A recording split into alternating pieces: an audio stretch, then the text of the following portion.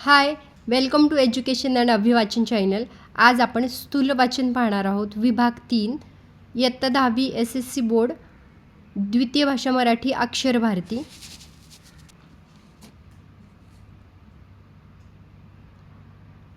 स्थूल वाचन 6 मार्कांसाठी येते. 3 प्रश्न येतात, 3 पैकी 2 लिहायचे असतात. छान सुटसुटीत प्रश्न आहे हा. अक्षर भारती पुस्तकामध्ये आपल्याला स्थूल वाचनासाठी फक्त 4 धडे, 4 धड्यांचा अभ्यास केला 6 मार्क आपल्याला पटापट मिळू शकतात. तुमचा अभ्यास झाला आहे तर फक्त रिव्हिजन करायची नाही. तुम्ही अभ्यास नाही केलेला, आत्ता तुम्ही सुरुवात केली आहे, 4 धडे आहेत. कसं काय करायचं आहे तर चौथा व्युत्पत्ती कोश हा धडा तुम्ही ऑप्शनला टाकू शकताय. पण राहिलेले जे 3 स्थूल वाचन आहेत तर ते स्थूल वाचन मात्र सगळेच प्रश्न करा. त्यातले काही महत्त्वाचे प्रश्न पॉईंटसहित महत्त्वाच्या शब्दासहित तुम्हाला दाखवते, जे की तुम्हाला लक्षात एकदा वाचले की लगेच लक्षात राहणार अशा पद्धतीने दाखवते. साधारण स्थूल वाचन हा प्रश्न कसा येतो तर स्थूल वाचन हा प्रश्न संवाद, मनोगत, स्वगत, प्रतिक्रिया अशा प्रकारात लिहायला सांगितलं जातो किंवा टिपा लिहा, माहिती लिहा या पद्धतीनं पण येतो. तर आपण प्रश्न बघूया.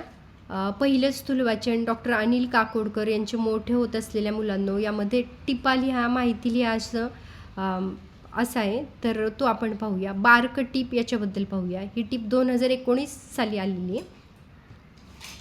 बार्क हे भाभा ॲटॉमिक रिसर्च सेंटर म्हणजे भाभा अणुसंशोधन केंद्र या नावाचे लघुरूप आहे. डॉक्टर होमी भाभा यांनी भारतीय अणुसंशोधनाचा पाया घातला. त्यांची आठवण म्हणून त्यांचे नाव या संस्थेला दिलेले आहे. ही संस्था आता प्रचंड मोठी झालेली आहे. अणुसंशोधन क्षेत्रात कार्य करू पाहणाऱ्या अनेक नवीन मुलांना तिथे कार्य करण्याची संधी उपलब्ध करून दिली जाते. अनेक मुले इथल्या ट्रेनिंग स्कूलमध्ये संशोधन करत असतात. योग्य प्रशिक्षण घेऊन स्वतःला सक्षम करून स्वतःचे मार्ग शोधून पुढे जातात. आपले उज्ज्वल भविष्य घडवत असतात. टिपा लिहा, माहिती लिहा. बार्क आलं तर बार्कमध्ये एवढं सगळं लिहायचं आहे. हे सगळं पटकन लक्षात राहते. फक्त प्रत्येक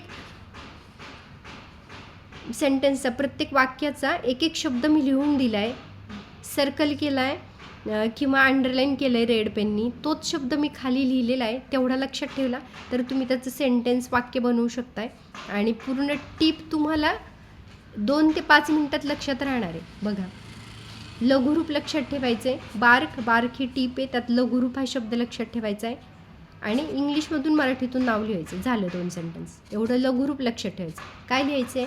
बार्क हे भाभा ॲटॉमिक रिसर्च सेंटर म्हणजे भाभा अणुसंशोधन केंद्र या नावाचे लघुरूप आहे. झाली सेंटेन्स आलं.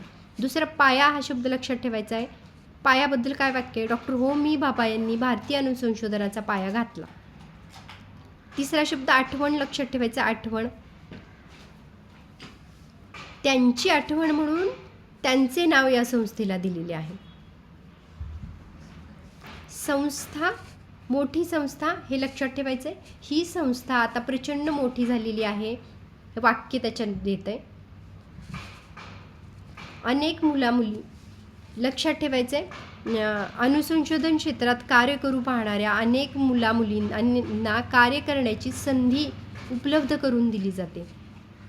कार्य करण्याची संधी उपलब्ध करून दिली जाते. संशोधन लक्षात ठेवायचं आहे.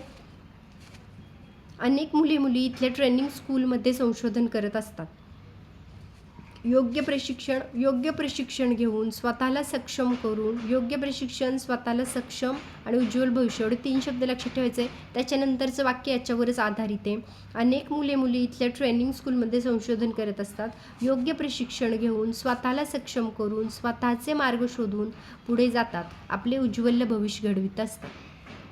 खाली शब्द दिलेले आहेत महत्त्वाचे, ते शब्द लक्षात ठेवले की त्याचे वाक्य करून आपल्याला फक्त बार्कमध्ये लिहायचे आहेत.